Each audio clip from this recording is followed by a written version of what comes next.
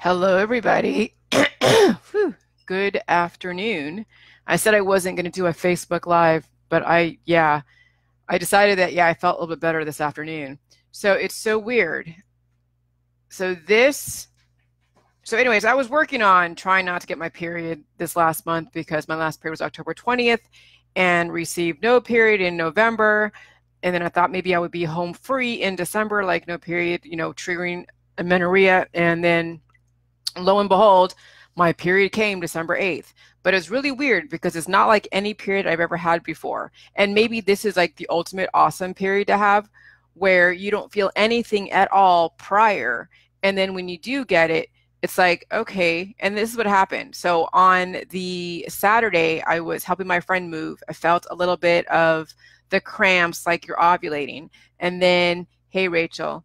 And then a little bit of like brownish blood came. And I'm like, okay, maybe it's a light period or whatever. And then Sunday, I was sick. I had cramps, bleeding.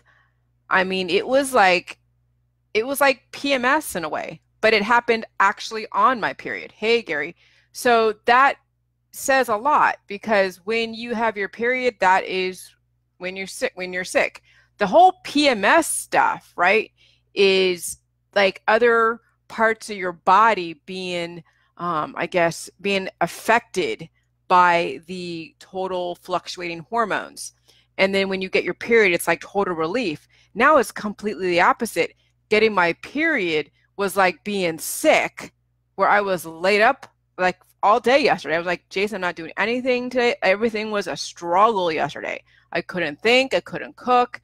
All I could do was sit on the lazy boy and just watch Netflix. And then this morning I slept and I was so tired this morning because also too I was helping my friend move and they have these long stairs, so my front of my thighs were like super super sore. So not only was dealing with my period, which I never had to like deal with my period like that where I was sick, to also recouping from the damage that I did to myself helping my friend move because I don't do major heavy exercise, but my body recovered. I have no pain today. Okay. So it was like yesterday was like recovery from, the healing symptoms of my reproductive system because that was a hard period. And it's still relatively heavy even right now, but I don't feel bad. Yes, there's a little bit of an effect to my lower or my smaller intestines or my large intestine because the small intestine has a longer, so it's the larger intestines as far as just like pooping. I mean, I'm pooping okay, but it's very different. It feels like I did when I was PMSing on my periods. That's a trip. That's something that I've never experienced before. And so with all of that yesterday, then I'm also dealing with, trying to reestablish and figure out, friends and politics and old friends and new friends and all of this stuff. And, as you guys are moving through this protocol and you are changing, your politics are going to be changing, your persona is going to be changing, your worldview and how you look at everything from friends, family to activism is going to completely change. Now, some of you may be able to, I don't know, not make it so drastic because, I mean, when I was introducing this protocol, I wasn't exactly politically correct. So I've already made a name for myself out there. Okay, Terrell Brashears, you are off. You are off, Terrell Brashears. Okay, because I'm not going to have anybody put any holistic supplements out there, and I gave you a chance. So yeah, later Gator. Block, block, block, block. Boron is a freaking antibiotic. It kills people, and I'm not looking for anybody to give me any holistic advice at all whatsoever. And done. Done. Done. I have zero patience for the holistic world and their damn suggestions. Okay. All right.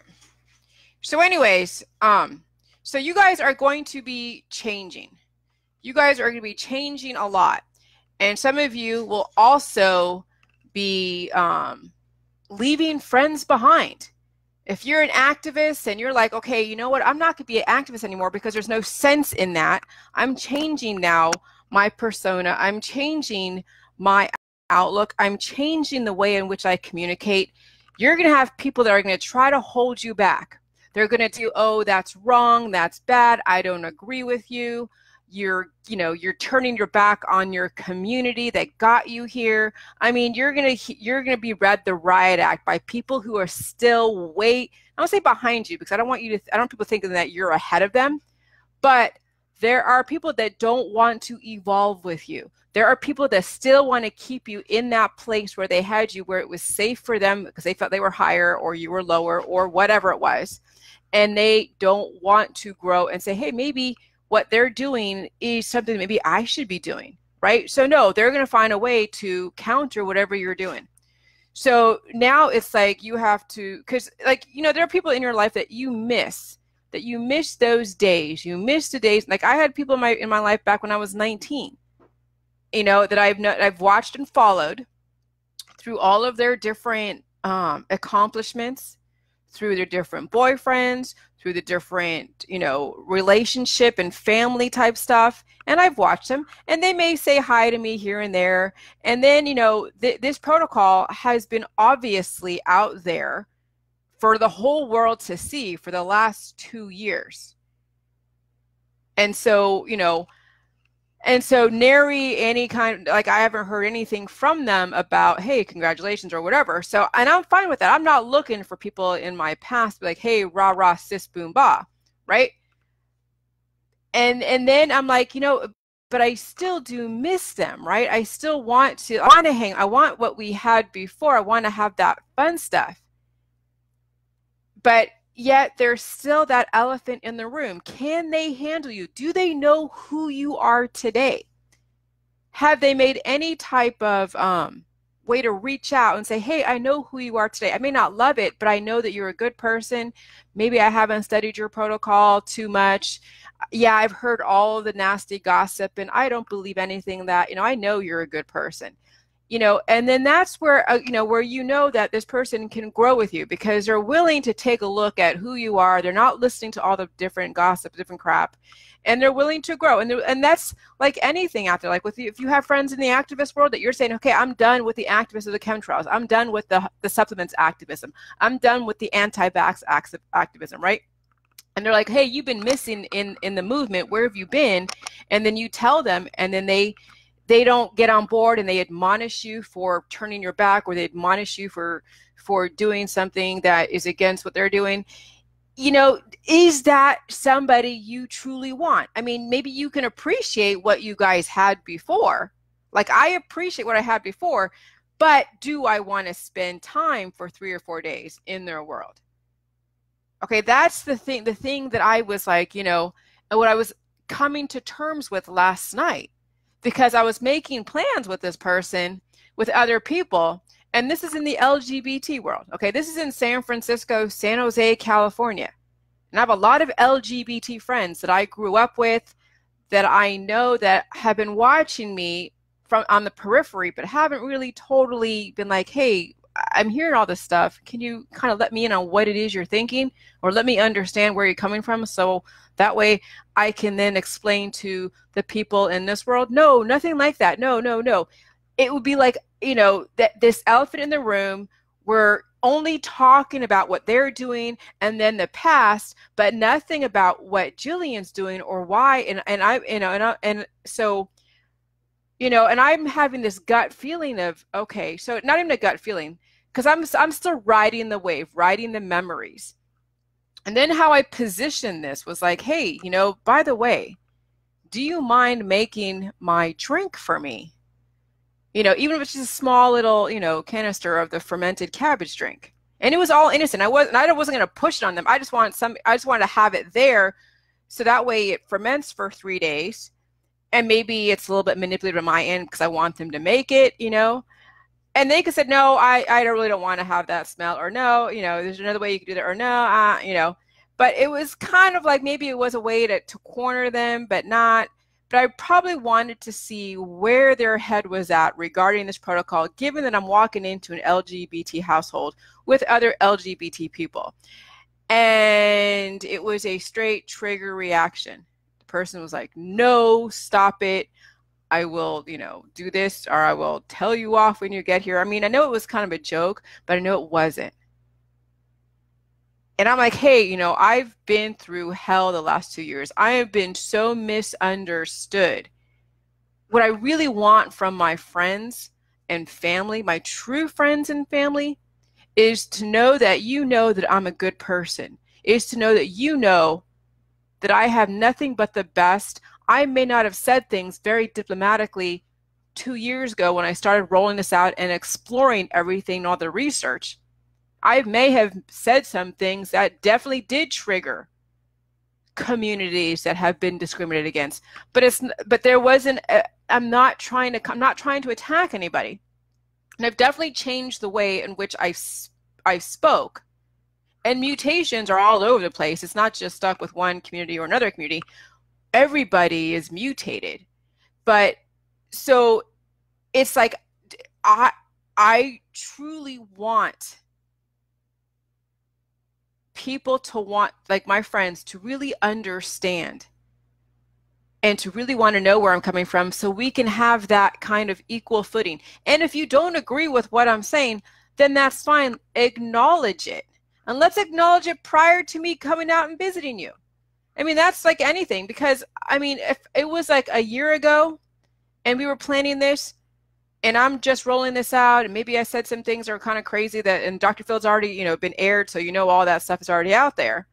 I probably would have gone and faced that whole thing, had a major debate.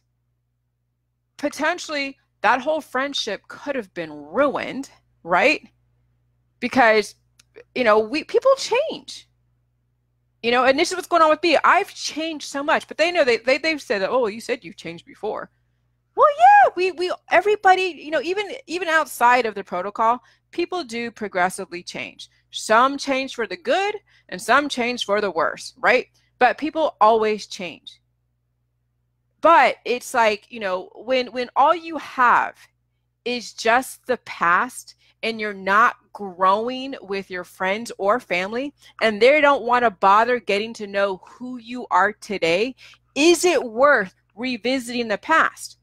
Because how long? I mean, yeah, you can go back to the past, and I don't drink anymore. So we don't have that in common. Before, I used to get drunk, go to the bars, get drunk, whatever, date, have my fun, do whatever I got to do, right? That was, way back when I was 19, 20, 21. And even probably 7 or 8 years ago, I was getting drunk, I was drinking, maybe smoking here and there, whatever, right? So it was like, that was who I was. But now things are completely different.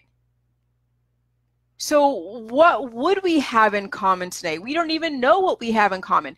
And would going to visit someone you haven't seen in a while and you've changed, and they're trying to pull you into the old lifestyle, right? And then you're saying, hey, this is not me anymore. And then they're probably scoffing and then there's there's so much ammunition that people can totally just have fun with me if they really truly wanted to. I mean, seriously, not just the fact that I don't drink anymore, but the fact that, hey, I said some things on Dr. Phil, or I said other things in other venues, there's things all over the internet, would be just complete ammunition for anyone that wants to have fun at my expense, that wants to still keep me pigeonholed from when I was 19, 20, 21, 22, 25, whatever. And they say, hey, well, this, but you said this and this. And I'm like, hey, you haven't bought my book. You haven't supported me in this, whatever. So this is the thing, what I'm up against. So I can only imagine some of you who are trying to make complete changes in your life, right? That the friends that you have today, because they were your drinking friends, they were your, the wingman friends, they were friends that were with you during your mutations.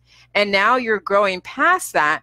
And now you don't have that much in common anymore, but they still want to pull you in. And you're just like, I don't want to spend 4 days on my vacation explaining myself, defending myself, having your significant other wonder who the hell this chick is talking all this blasphemous stuff against our community, or taking what people are saying out of context. Then I got to go and, so it's one of those where I'm like, so I don't usually do this kind of forethought, okay? Because when it comes to old friends that I miss, because I do miss the old days. I do miss my old friends. But I like the memories that I have back then. Yeah, we can all create new memories, but now the new memories have to be based upon what is going on today. And if our differences are that, if our differences are that fundamental, where it's about lifestyle and everything else and politics, it's not worth it. I mean, you really have to have a very strong foundation to be able to walk into a situation where you have already been taken down by the world over some of what things that I've said in the past, and then walk into a situation where the same people would most likely question that and find a different way to, criticize a thought process or a belief system or research. So it's not only just the LGBT, it's also academia. So I'll be walking into an LGBT professor, okay? And I've already said some things about academia. I've already said some things, that would probably, some would say that would be offensive to specific political groups. And that's not where I'm coming from. I am just doing research, and I'm trying to make a point that all these different categories that we have right now set before us is based upon mutations. Every single category out there in the activism world, in the politics world, in entertainment world, in every single one of these different groups are based upon capitalizing on people's mutations. And I don't discriminate, even in, the regular, what we deem as normal world. There is no such thing as normal in our society because death has been so normalized. So all the different ways of dying is so accepted. And so, I mention one or two ways of dying and people get all crazy and up in arms about it. So, you'll start recognizing potential pitfalls as you slow down, you're not reacting, you're getting your equilibrium, you're getting your internal world just completely balanced out. And you think about, would my presence be a benefit to them, or would it be something as, would it offend them? And I think that my presence would be a benefit if they truly wanted to understand me. But I don't think my life right now, where I'm going with the future, what is a huge part of my life that I am working towards, I don't think that's going to be a benefit to them in any way, shape, or form. The only benefit they would get would be just talking about the past, that they've known me for over 25 years. But knowing somebody is one thing. Really knowing somebody and accepting and loving and defending them in the face of so much flack is worth it if you really are truly a friend. Because especially when you're trying to meet this friend's significant other too, you're just like, this is a new person in their life. I'm all over the internet. All this crap is talked about me. They're just like, who the hell did you bring in this house? This is your friend for 25 years. She said this, she wrote this, they said this. Oh my God, no. No. So now it's like I do think about, like, how many people when I go and speak in places, I don't want just anybody to be invited. I want the person who's inviting people really to know the intentions of the guests, to know who they are. Not that we really know anything anymore, but it because, I don't know. I mean, it's a difficult thing for me because I'm trying to protect myself in a lot of ways. And I mean, yeah, I can go walk into a place and where someone can talk about stuff, and I'm fine with that because it's like, people that I don't really care about that talk smack, right? But where it hurts the most is when your close friends and family talk smack to you, to your face, or about you. That's what hurts the most. And they may say, well, it won't happen that way, but you know it will if it's fundamentally going up against what they believe in, regardless of what it is. So sometimes it's just better just to leave the memories the way they are. There's no sense in trying to rekindle something when you don't see a benefit on their end or your end. You're not really growing together. So it would be kind of an act of futility. So it really has me just, relook and rethink about the relationships, right? What are you getting from the relationships in your lives? I mean, are they meaningful? Do they actually push you forward? Do you feel like you are like on top of the world with the people around you? Or do you feel like you're fighting an uphill battle and you're defending your position and you're, and the only thing you have in common is that you like to party together? I mean, that's the thing, is that really, truly evaluate who you have around you and what you're getting from it, because that really is going to be the difference, and where you ultimately end up. And then that's the thing. Or are they superficial? Right, of course, yeah. I mean, I like to surround myself with people who are trying to better themselves, because it's very hard and very tough to watch someone destroy themselves. Yeah, I watch it all the time. I see it. Okay. I mean, we know what happens. There are people in our lives that we're married to, that we love, that right now are doing whatever they're doing. And as long as they keep it within, a certain type of equilibrium, okay, fine. Right. And they manage it. Okay, fine.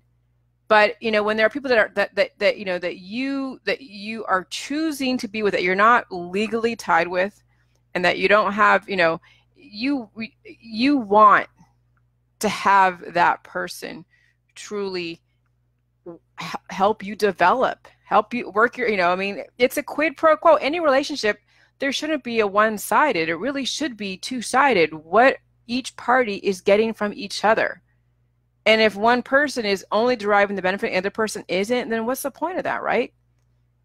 I mean, I've had to let go of friends where it was one-sided, that I didn't even know what it was. It was all about them and all of their drama. And I'm sure I did the same thing too to some friends, where it was all about my drama and all of my crap and all of my whatever this, and the boyfriends, the ex-boyfriends, and and it's just like, I'm sure it drained the hell out of some of the people that I used to know.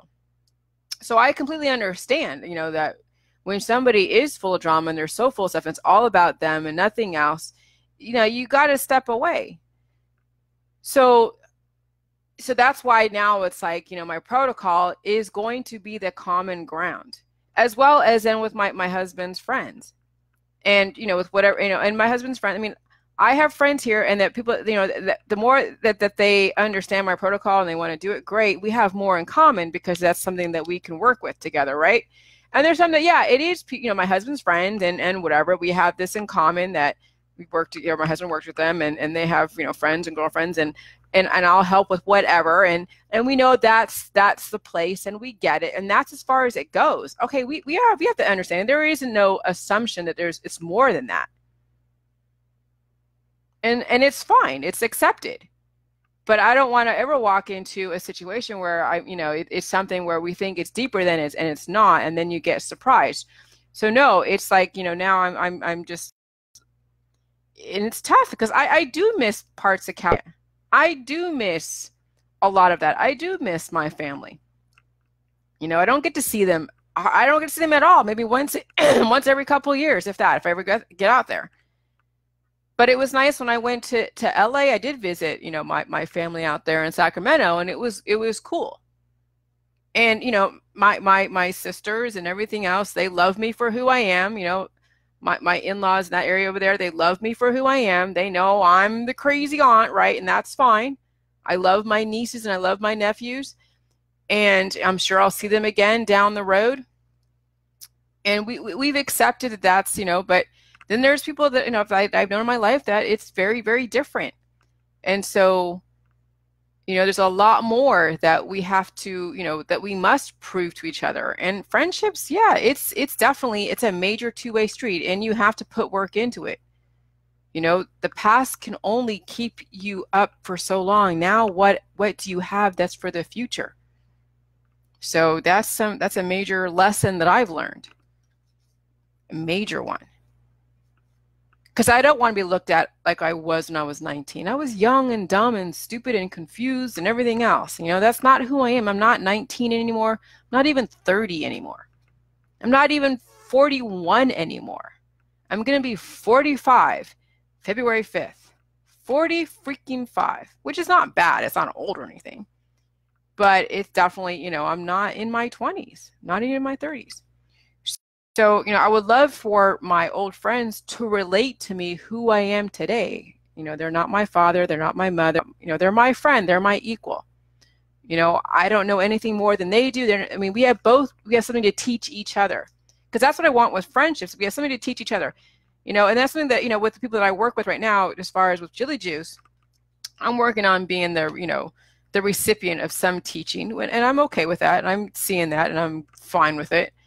And so, but really, you know, when it comes to real deep relationships, then yeah, I want it to have where I'm teaching something to them and they're teaching something to me, and it's that quid pro quo.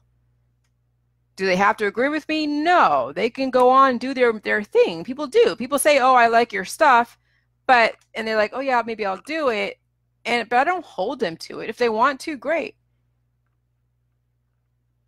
But I mean, it's one of those where you know, but those are, you know, those aren't the people that I grew up with. These are just people around me that say, yeah, okay, great. The people I grew up with is different.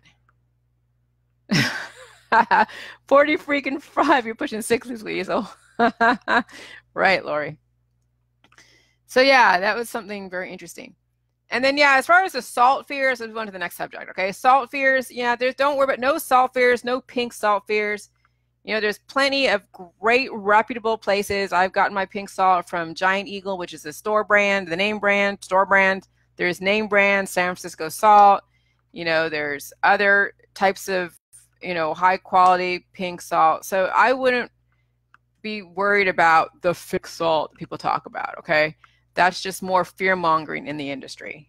So I don't allow that in my group. I don't allow any salt, regardless of what fear it is. It's only pink salt. That's it.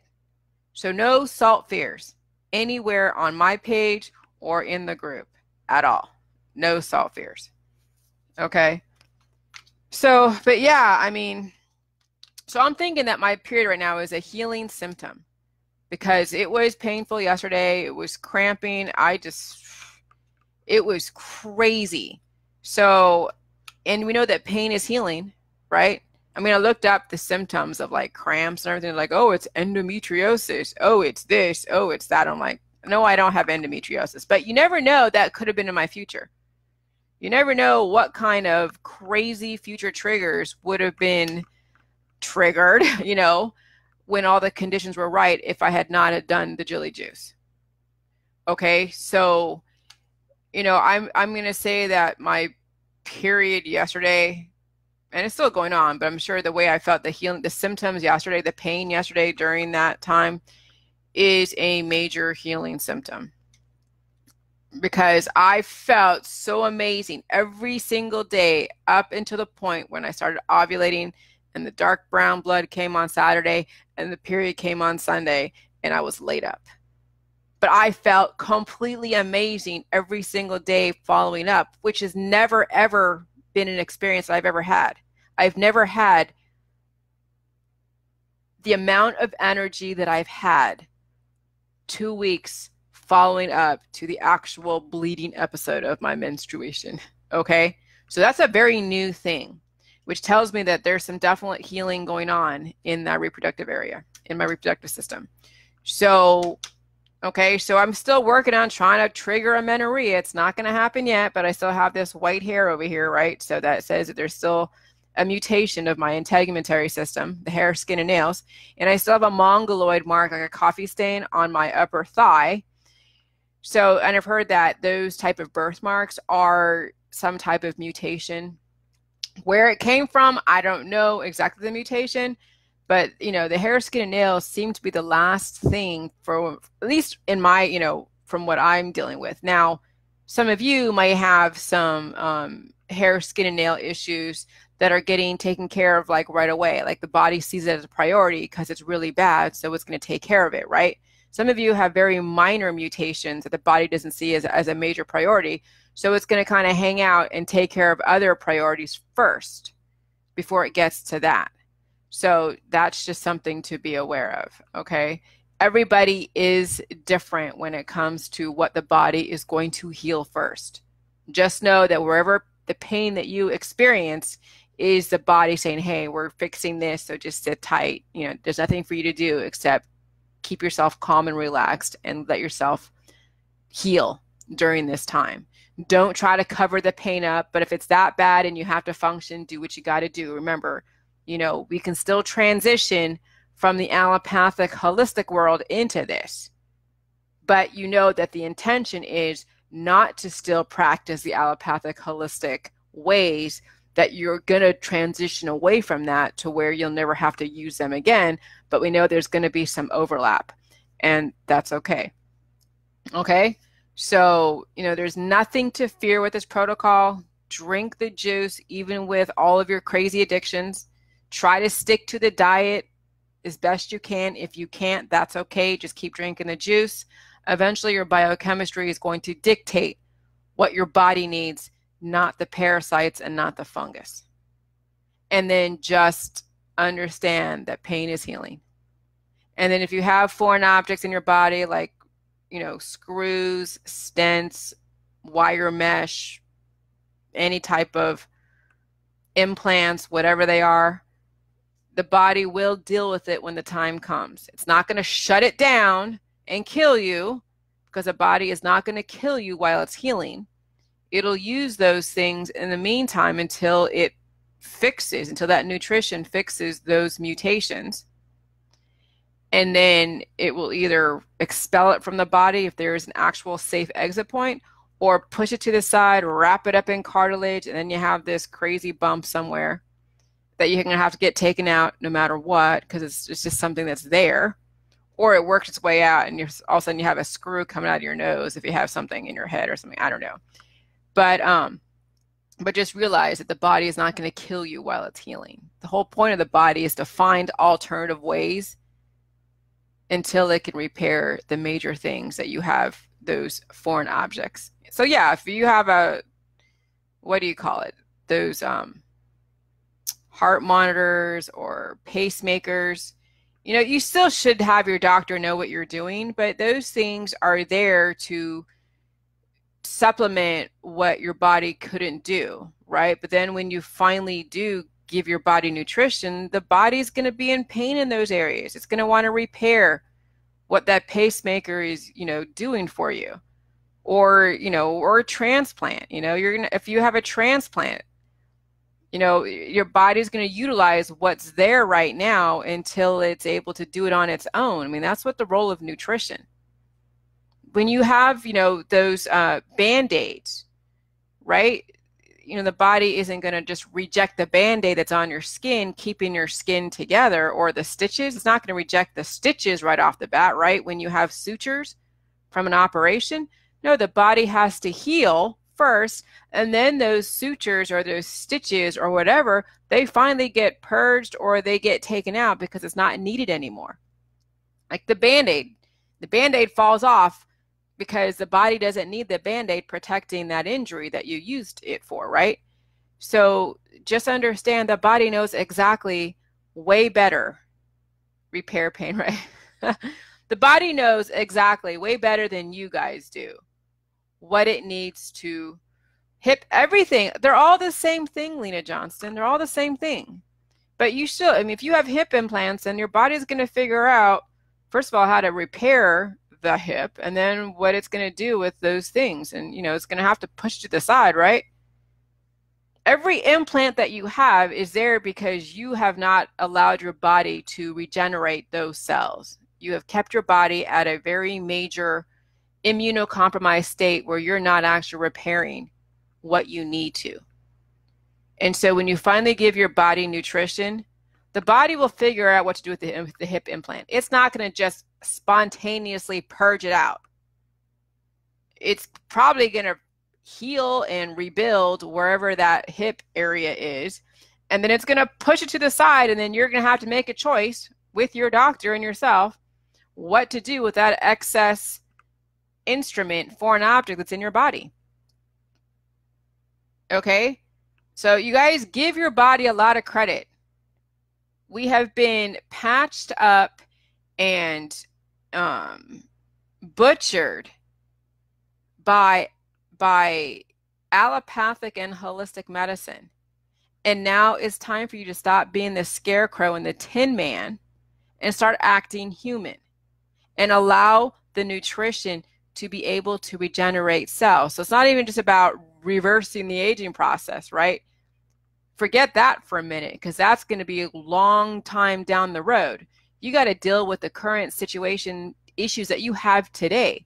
So all of your foreign objects, all of your mutations, all of your crazy symptoms, your addictions, your PTSD, all the cancer, disease, and chronic illness have to be addressed first.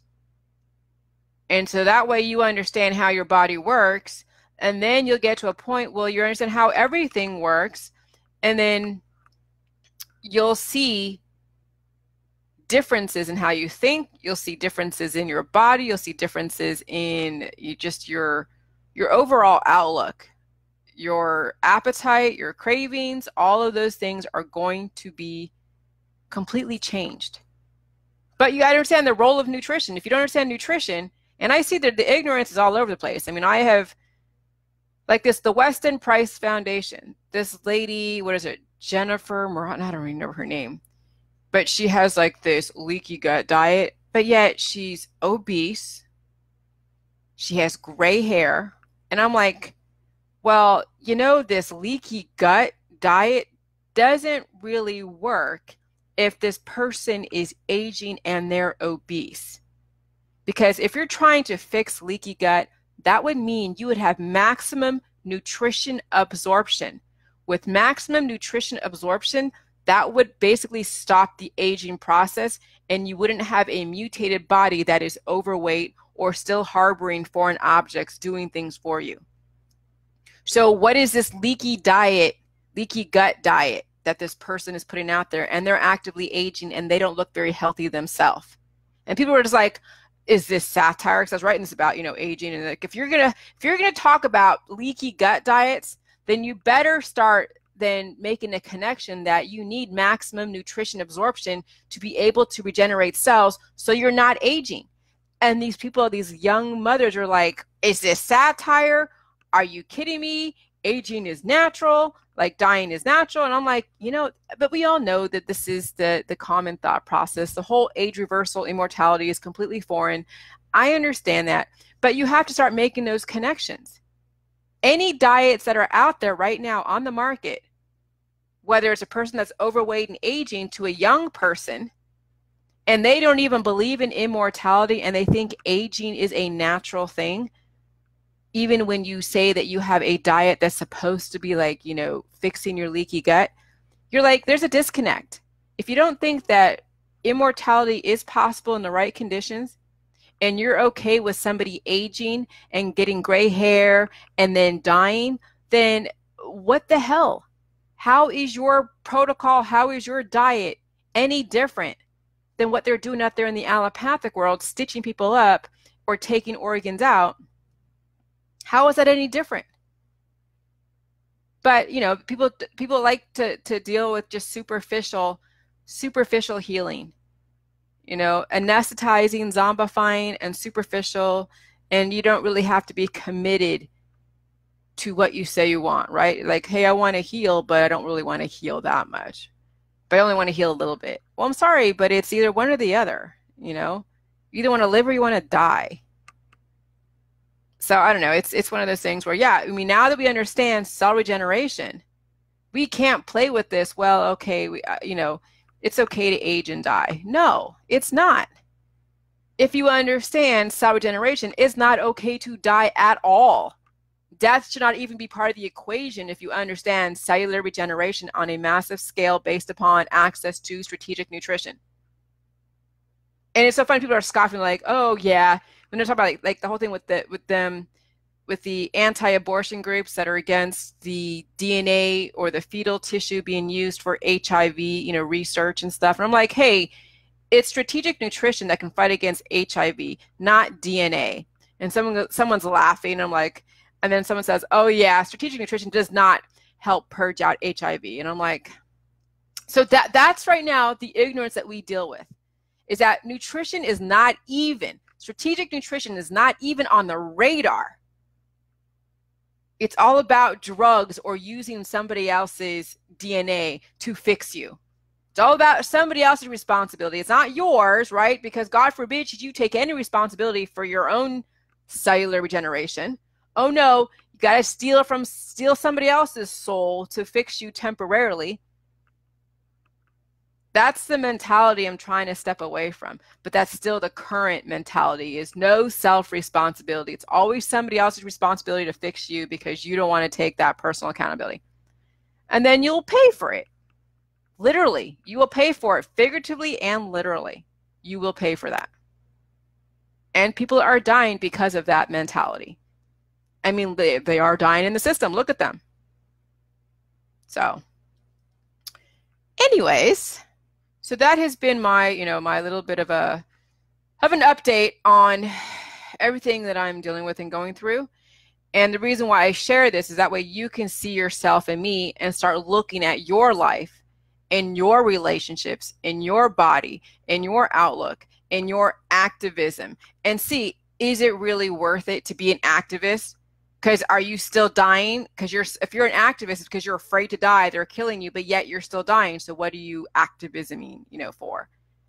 And if you're having relationship issues and you're being abused by people around you because you're under the impression that they love you and they care about you, but yet they're abusing you, maybe you should take a look at your relationships with them and start separating yourself and walking away from things that don't serve you anymore. It's not paused. It's you. So, I'll write this. It's not paused. So yeah. So that's why I share this with you guys. So that way you guys can take a look at your own life. Okay? And you start seeing and making the necessary connections. Then Moon Willie says, I mentioned to my friend that possibly regrowing teeth. The response was, I never grew any back. Well, I told her, you lack nutrition and will never know until you heal and heal. That's true. And it's not even just nutrition, because people can be eating all of their vegan and vegetarian stuff, but if it's not strategic nutrition, if it's not lacto-fermented cabbage or kale, okay, in pink Himalayan salt, then they're not going to be absorbing. Because first of all, people right now are fermenting everything and they're not taking in the right nutrients. So, and they're eating stuff, but they're not taking it in a massive scale. So even the fermentation enthusiasts are way underdeveloped, are way degenerating, right? Because they're not taking in the right fermentation, or they're fermenting sugar and fermenting vinegar. It's the strategic nutrition that's in the cabbage and the kale, and the amounts, and then understanding. Because I'll tell you that all the vegans and vegetarians are just as decrepit as the carnivores. So, I mean, it really is. And then people say, well, what is strategic nutrition? Well, when you ferment something to a pre-digested state that is chock full of vitamins and nutrients and minerals, that's energized by a good pink ancestral, knowledge salt, that is the key thing. And then understanding what the healing symptoms are. That pain is healing. Because right now, people that don't understand that pain is healing will take the chili juice, but they won't understand that pain is healing, and then they'll stop it right away. They're like, oh, well, I'm allergic. Oh, I have a histamine issue. I can't do the chili juice because I'm allergic to cabbage. I'm allergic to fermentation. I was told not to do fermentation. Right? But so it's more than just the nutrition. It is strategic nutrition, understanding the pain, understanding the diet, understanding all the negative elements in the spices and the extracts and the pills, powder, supplements, detoxes, Oh yeah, and then urine. Oh my God. Yeah, the ones that drink their urine, I delete them because those are crazy people. Crazy, crazy. And I'll tell you why, because when your body releases excess elements, those are all heavy metals that your body doesn't need. So when you're drinking your urine, guess what you're doing? You're taking in heavy metal poisoning because your body is supposed to absorb a balance of nutrition as well as heavy metals because you have the elemental composition of the human body. So the first 9 elements is what your body needs, predominantly. And then you have the trace minerals, and those are all heavy metals: fluoride, arsenic, mercury, copper, uranium, right? And so when the body is releasing those excess negative elements and then you're drinking it, you're just reinfecting your body with a balance of excess heavy metals. I know, ew, Gary. They say that in California, in Ohio too. So yeah, and the next thing will be the people will be eating their shit, and that's gonna be the next going craze is, oh yeah, eat your poop, or the fecal transplants, which are huge, right? Just take your parasite that eats fat and put it in a obese person, and then they get skinny. No. All right, well, I'm gonna do my thing. I feel a bit better today, obviously. But yeah, I mean, it's definitely a new experience having the day of my period feel like the days of my PMS days, which means that I guess I'm getting to the root issue here. I'm now my body's working its way to where it fixed all of the other organs and systems that were affected by the fluctuating hormones. And so there's still some issues with my reproductive system that's caused a mutation that's causing, me to have my period and have it be painful. So I'm not going to California, Ellen. I'm not going. I've decided I'm not going to go. Not unless I hash it out with this person and we, figure out about the protocol and about my whole view on it to where it's not going to come up in the conversation at all. But I doubt I'll go because it's an elephant in the room. I doubt I'll go. So, I mean, it would really, for me to go to California, it would really, I would really have to, to know that, I don't know. I'd have to talk to the person on the phone. They'd have to want to call me up and say, hey, let's hash it out, not through text message. So, I don't know. I mean, it's still up in the air. I could potentially go if I was really comfortable enough that this person really understood where I was coming from. It wouldn't be an elephant in the room. They would be like, okay, I get it. I understand where you're coming from at all. I'm not going to tell you off when you get here. I'm going to treat you like an adult that has a view, has a thought process, or has, that says or is going to say that, hey, I'm interested in what you have to say about this protocol. Why would it be good for me, you, and everybody else? Or something, just taking an interest in some way. But politics does get in the way of actual logical thought, so that may never come up. It may never come up. And so we'll just leave things the way they are at this point. Yeah, I don't know. We'll see. But anyways, other than that, yeah, just do the protocol. You have mutations, whatever they are. I can't tell you the outcome. I can't tell you if it's going. I mean, I talk about reproduction, and I talk about why it is that the human race has to, reproduce. It's because it's based upon a dying body.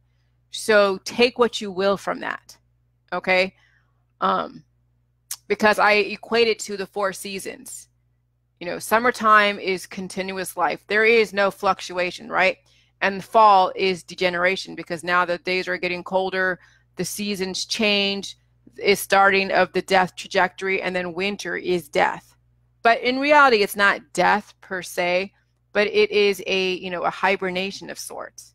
So, I mean, you can call death in the human population a hibernation, And then they say, well, you know, if you die in this life, you'll come back and start over again. I mean, that's what I've heard, right? About reincarnation, is that if you die in this life, then you'll come back as whatever lesson you never learned in your prior life. And you keep coming back to this earth until you learned it. But what would happen if you didn't have to leave this earth and you already learned all of your lessons on this earth?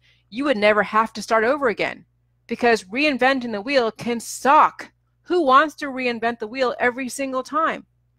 Why not have the wheel and then have, you know, everything else that you've learned, and you've learned, I mean, you'd be the most wisest person in the world if you didn't have to keep reinventing the wheel.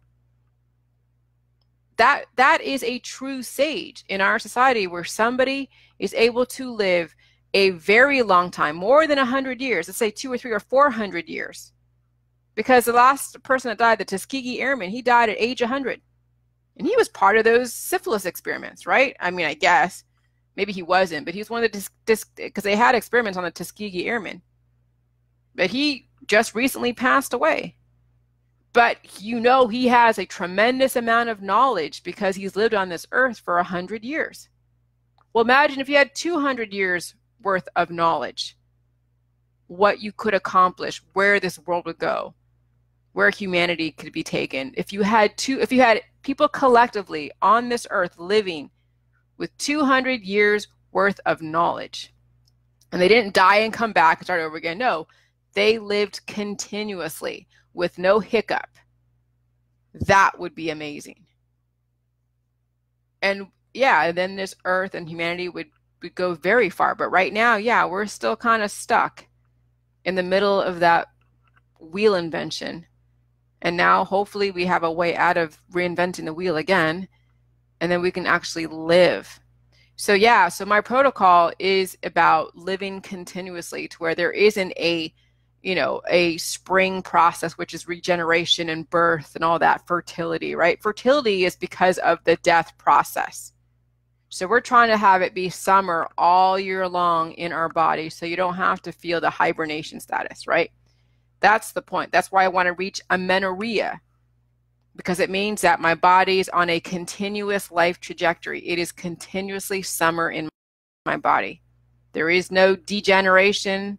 And if I have to regenerate based upon superficial wounds, like moving somebody, because when you are going up and down stairs using muscles you haven't used in a while, that does tear muscles. Yes, it does sculpt them. So I'm sure if I kept doing that, I could probably totally sculpt my body and then drink my juice and regenerate. And I'll have, like, you know, an amazing homeostasis snapshot of like a 6-pack, and be just this continuous, beautiful, ripped person that never ages. But I don't really want to go and do that, because exercise, I mean, when you do more, the more exercise that you do, the more your body gets broken down, the more you have to regenerate.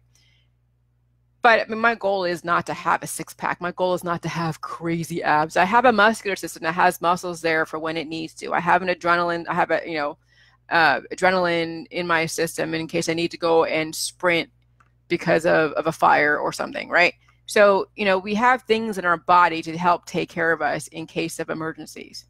So we don't have to go and work out and be ready for just in case. We don't have to live on an adrenaline lifestyle to where we're always ready for whatever happens, right? No, that's not how a person should live.